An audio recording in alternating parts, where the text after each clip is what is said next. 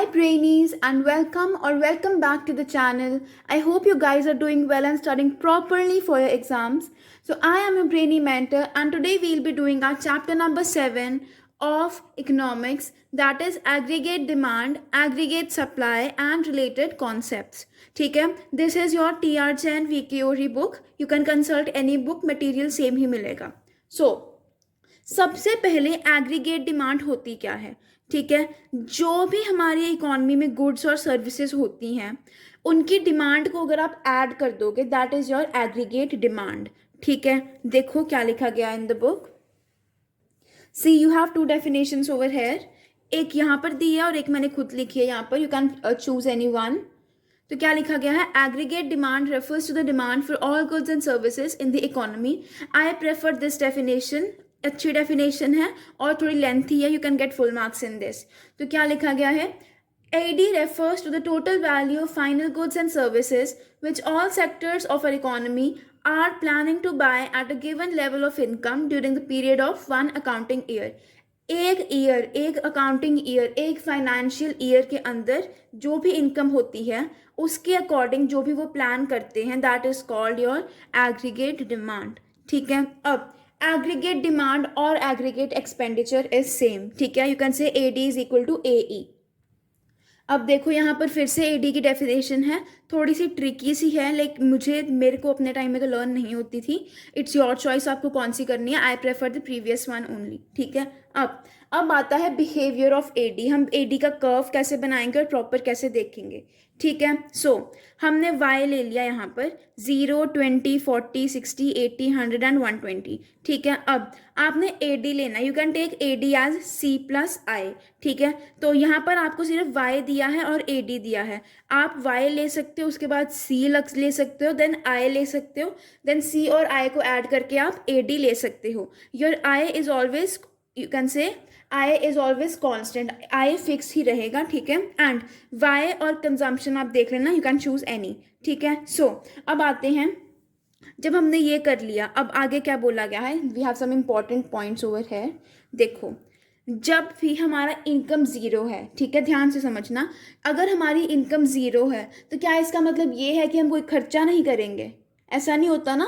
चाहे income zero हो, हम थोड़ा खर्चा करेंगे ही करेंगे on our eating, on our food and everything, है ना, करेंगे ही करेंगे ना. सो वो ज़ीरो लेवल ऑफ इनकम पे जो कंजम्पशन होती है, जो एक्सपेंडिचर होता है, that is called your autonomous expenditure. Autonomous consumption भी बोल सकते हैं. ठीक है, अब आगे आता है AD is positively related to Y. मतलब AD इंक्रीज होगा तो Y इंक्रीज होगा, Y इंक्रीज होगा तो AD इंक्रीज होगा एंड वाइज वर्सा. ठीक है, अब इनकम के एक लेवल के बाद, फॉर एग्जांपल अगर यहाँ पर कोई इनकम आ जाती है, अगर 100 आ जाती है इनकम, तो क्या होता है, AD उस टाइम पर एक टाइम के बाद Y से पीछे रह जाता है, इनकम के पीछे रह जाता है. ठीक है, ऐसा क्यों होता है, क्योंकि जब हमारी इनकम ज़्यादा होती रहती है तो ऐसे थोड़ी ना कि हम हमेशा ही बहुत ज़्यादा कंजम्पशन करेंगे. हम एक पॉइंट के बाद हम सेव करने लग पड़ते हैं, है ना. सो इसीलिए AD lags behind Y. AD Y के पीछे रह जाता है. ठीक है, अब आता है आपका AD कर्व. तो AD कर्व आप देख लो कैसे बनाना है. ओवर हेयर सबसे पहले मैंने आपको बताया इन्वेस्टमेंट फिक्स्ड रहेगी. ठीक है, aggregate demand, sorry income straight line. Y देखो सेम ही चल रही है, इनकम सेम डिस्टेंस पे. ठीक है, तो Y हमने ले ली. ठीक है, और C+I किया तो ये हमारे पास लाइन आ गई. So we get AD is equal to C+I. Clear. अब जो हमारा ये पॉइंट है O से लेकर 30 तक, this is your autonomous consumption. Autonomous consumption मतलब positive consumption at zero level of income. Zero level of income पे भी कुछ ना कुछ कंजम्पशन होती है. ठीक है, अब आगे अब आता है कंपोनेंट्स ऑफ AD. ठीक है, 2 इकोनॉमीज पढ़ेंगे, दोनों इकोनॉमीज के अकॉर्डिंग हम देखेंगे AD के कंपोनेंट्स. ठीक है, पूरा पेज से नहीं पढ़ेंगे, इधर से ही समझ आ जाएगा. मेन याद रखने हैं, अगर हम 4 सेक्टर ओपन इकोनॉमी में बात करें, 4 सेक्टर्स कौन से होंगे, house hold, firms, government and your foreign sector. ठीक है, और 3 सेक्टर क्लोज इकोनॉमी की बात करें तो फॉरेन सेक्टर नहीं आएगा. कौन सा आएगा, households, government and firms. 2 sector की बात करें so we have household and firms. ठीक है, अब टू सेक्टर क्लोज इकोनॉमी में कंपोनेंट्स ऑफ एडी होते हैं हाउस होल्ड कंजम्पशन एक्सपेंडिचर और प्रोड्यूसर्स इन्वेस्टमेंट एक्सपेंडिचर। ठीक है, इसको हम लिखते हैं C+I। ठीक है, अब थ्री सेक्टर इकोनॉमी में कौन से होते हैं? Household consumption expenditure, producers investment expenditure और गवर्नमेंट एक्सपेंडिचर। इन सबको ऐड कर देंगे C+I+G। ठीक है, फोर सेक्टर इकोनॉमी में होते हैं ये चारों के चारों। हाउस होल्ड कंजम्पशन एक्सपेंडिचर मतलब C+I प्लस गवर्नमेंट एक्सपेंडिचर क्या होता है? G प्लस नेट एक्सपोर्ट्स होता है X-M। ठीक है, सो क्या आएगा? C+I+G plus X-M। क्लियर है? अब आता है हमारा topic concept of AS aggregate supply. अब हम एग्रीगेट सप्लाई करेंगे। Again definition I will prefer कि तुम लोग यहीं से ही लिखो जो मैंने लिखी है। क्या लिखा है? AD refers to money value of final goods and services that all the producers are willing to supply in the economy in a given time period। उस जो गुड्स एंड सर्विसेज जो प्रोड्यूसर्स बनाते हैं उसको सप्लाई करने के लिए जो भी फाइनल वैल्यू लगती है उसको बोलते हैं AS।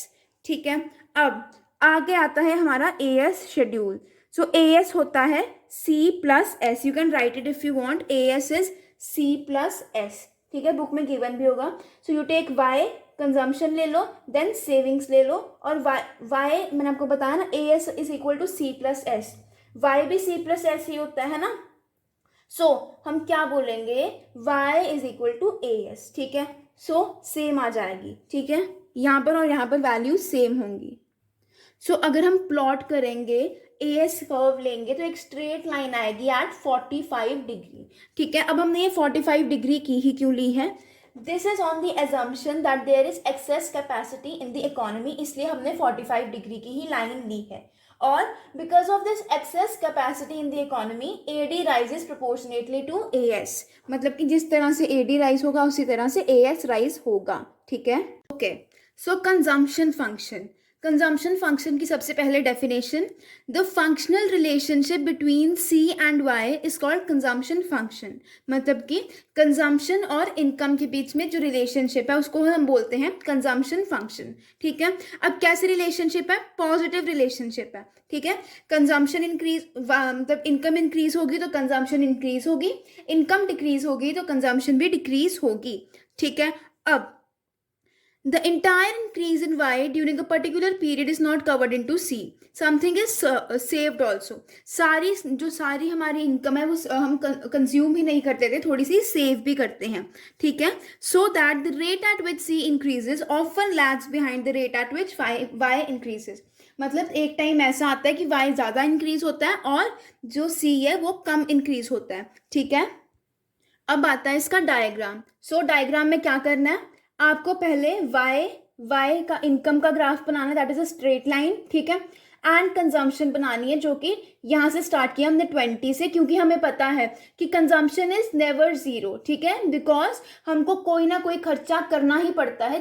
बेशक हमारी इनकम जीरो फिर भी हम खर्चा करते ही करते हैं। सो ये जो पॉइंट है पॉइंट B, इसको हम बोलते हैं ब्रेक इवन पॉइंट, जहां पर कंजम्पशन और इनकम इक्वल होती है। ठीक है, अब आता है स्लोप ऑफ C लाइन या फिर स्लोप ऑफ कंजम्पशन फंक्शन। ठीक है, सो स्लोप क्या होती है? Rate at which C increases in response to a given increase in income. ठीक है, अब इसी स्लोप को हम बोलते हैं marginal propensity to consume, MPC। ठीक है, अब फॉर्मूलाज आते हैं इस पेज पर अबाउट MPC एंड MPS। पहला फॉर्मूला है अबाउट APC का फॉर्मूला है C/Y। ठीक है, consumption upon income. And MPC का फॉर्मूला है delta C/ΔY, that is change in consumption over change in income. ठीक है, अब यहाँ पर देखो APC 1 से बड़ा कब होता है? जब कंजम्पशन ज्यादा होती है। ठीक है, अब APC इक्वल टू 1 कब होता है? जब कंजम्पशन और इनकम इक्वल होते हैं। APC लेस देन 1 कब होता है? जब consumption is less than Y। ठीक है, APC can never be zero because consumption is never zero. Consumption zero नहीं होती इसलिए APC भी जीरो नहीं होगी। क्लियर है? अब यहाँ पर MPC के रिलेटेड जो ऑब्जर्वेशन है वो हैं MPC इज डेल्टा C/ΔY, तो मैंने आपको पहले ही बता दिया। वैल्यू ऑफ एमपीसी 0 से 1 के बीच में होती है, ठीक है, ये याद रखना है।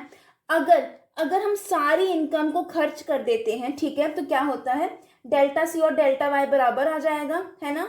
सो एमपीसी 1 हो जाएगा। You can put in the formula and check. Same, जब सारी इनकम सेव कर लेते तो कंजम्पशन 0 हो जाएगी एंड एमपीसी भी 0 हो जाती है। क्लियर है। अब आता है हमारा algebraic representation of C function. इस पूरे पेज पर आपको सिर्फ यही याद रखना है कि सी फंक्शन हम कैसे एक्सप्रेस करते हैं।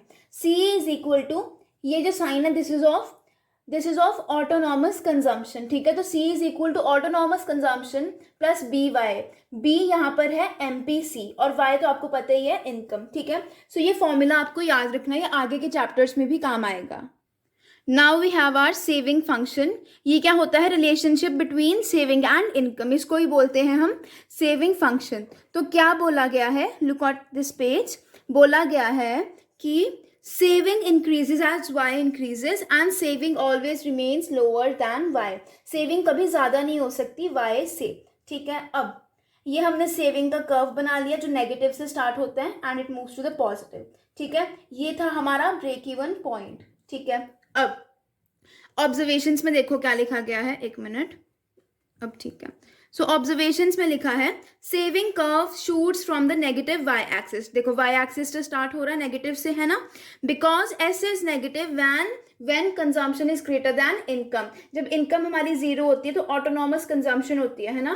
तो अगर हम y is equal to C plus S करेंगे तो क्या होगा, हमारी सेविंग आएगी नेगेटिव, ठीक है। सो ये नेगेटिव से स्टार्ट होता है एंड पॉजिटिव पर जाता है। अब यहाँ पर जो है this is the break even point, जहाँ पर सेविंग, इसके बाद से सेविंग पॉजिटिव स्टार्ट हो जाती है। क्लियर है। अब आता है स्लोप ऑफ सी लाइन, जिसको हम बोलते हैं मार्जिनल प्रोपेंसिटी टू सेव। बिल्कुल सेम है मार्जिनल प्रोपेंसिटी टू कंज्यूम के जैसे, ये सेम फॉर्मूलाज हम यहाँ पर यूज करेंगे, ठीक है। फॉर्मूलाज पे आ जाओ स्ट्रेट अवे। तो एपीएस का फॉर्मूला सेविंग अपॉन इनकम, और एमपीएस का formula delta C upon delta Y, ठीक है। ये तो आपको पुराने से ही याद हो गया होगा, ठीक है। अब ऑब्जर्वेशंस पे देखो क्या बोला है, value of MPS ranges between 0 and 1। ये आपको आ सकता है क्वेश्चन कि what is the maximum and minimum value of MPS, MPC, APC, APS, ठीक है। तो ये आपने याद रखना है अच्छे से, ठीक है। अब हमारा आता है एल्जेब्रिक रिप्रेजेंटेशन, ठीक है। तो कैसे करेंगे, S is equal to negative of your autonomous consumption, ठीक है। ऑटोनॉमस कंजम्पशन का नेगेटिव कर देंगे plus 1 minus B. 1 minus B होता है एमपीएस या फिर बी क्या होता है एमपीसी। तो एमपीसी में से 1 माइनस कर देंगे, ठीक है। और वाई तो आपको पता ही है इनकम है, ठीक है। क्लियर है। अब आता है relationship between propensity to consume and propensity to save. यहाँ पर आपको सिर्फ यही फॉर्मूलाज याद करने हैं, दीज टू फॉर्मूलाज 1 and 2। कौन सा formula, first APC plus APS is equal to 1 और दूसरा MPC plus MPS is equal to 1। ये 2 फॉर्मूलाज करने हैं और इसी के साथ ही आपका पूरा चैप्टर कंप्लीट हो जाता है। Read it yourself once. कोई डाउट होता है you can ask in the comment section, and if you just like the video don't forget to like, share and subscribe to the channel. You are at Brainy Mentor. Have a great day ahead.